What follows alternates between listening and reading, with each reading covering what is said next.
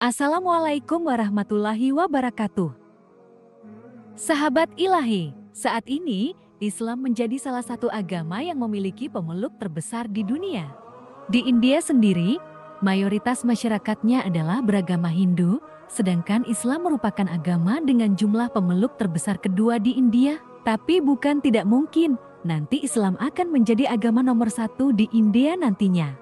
Dalam sejarah masuknya Islam ke India sendiri, ada beberapa versi, di antaranya yaitu: pertama, para sejarawan Timur Tengah berpendapat bahwa Islam masuk ke India pada abad ke-7, lebih tepatnya pada masa Khalifah Umar bin Khattab pada tahun 634 hingga 644 Masehi. Setelah masa Khulafaur Rasyidin, pengaruh Islam semakin disebarkan oleh Bani Umayyah yang melakukan ekspedisi ke India. Dalam ekspedisi tersebut, pasukan Bani Umayyah berada di bawah pimpinan Muhammad bin Qasim dan berhasil menguasai Sind. Setelah itu, orang-orang Arab mulai masuk dan mengembangkan kehidupan di India pada tahun 871 Masehi.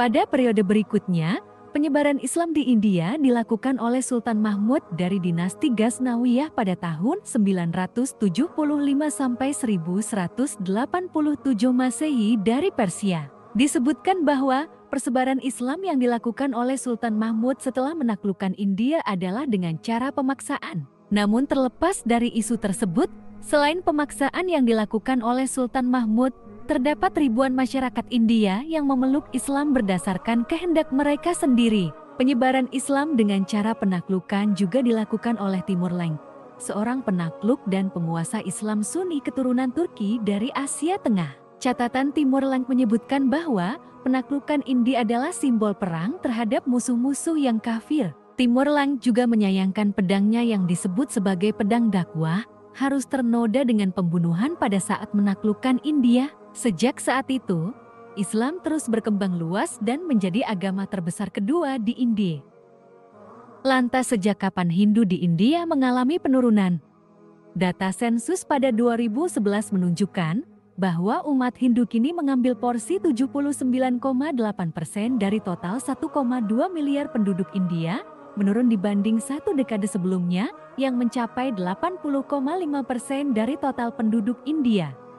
Sementara populasi Muslim naik menjadi 14,2% dari 13,4% pada tahun ke-2001. Data ini menunjukkan Islam menjadi satu-satunya kelompok agama besar yang meningkat populasinya. Sementara pemeluk Kristen tercatat hanya 2,3% dan Sikh turun ke 1,7% dari sebelumnya 1,9%. Oleh karena sebab itu, Sakshi Maharaj, biksu Hindu yang beralih profesi menjadi politikus dan memicu keributan pada awal tahun 2015, ketika mengatakan wanita Hindu harus melahirkan setidaknya 4 anak untuk memastikan kelangsungan agama mereka, yaitu Hindu. Lantas konflik apa saja yang ditimbulkan dari penurunan populasi umat Hindu dan perkembangan umat Islam di India? Pertama, adanya pengesahan amandemen Undang-Undang Kewarganegaraan India (CAP) pada Desember tahun 2019 yang menjadi polemik dan memicu kerusuhan antara pemeluk Hindu dan Islam di New Delhi, India. Kontroversi utama Undang-Undang CAP adalah peraturan ini dapat dipakai untuk menghalangi Muslim dalam mencari kewarganegaraan. Satu hal yang mirip dengan peraturan Donald Trump soal pelarangan umat Islam dalam mencari suaka di Amerika. Selanjutnya, dikutip dari Jakarta, CNBC Indonesia, konflik Hindu-Islam di India memanas hingga satu kota lockdown.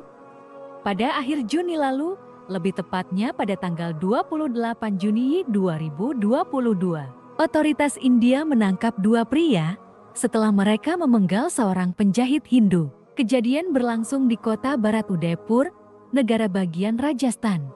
Konflik Hindu-Islam di India dimulai sejak Nupur Sharma yang saat itu masih menjabat sebagai juru bicara BJP, mengeluarkan pernyataan Islamofobia. Pernyataan Sharma dalam sebuah debat di televisi disebut menghina Nabi Muhammad SAW. Sharma sendiri sudah dipecat dari partai, dan karena ucapannya juga membuat heboh negara mayoritas Muslim seperti Arab, yang bahkan menyerukan boikot ke produk India, termasuk Indonesia dan Malaysia. Sahabat ilahi, Bagaimana tanggapan kalian mengenai berita tersebut? Wallahu a'lam bishawab. Wassalamualaikum warahmatullahi wabarakatuh.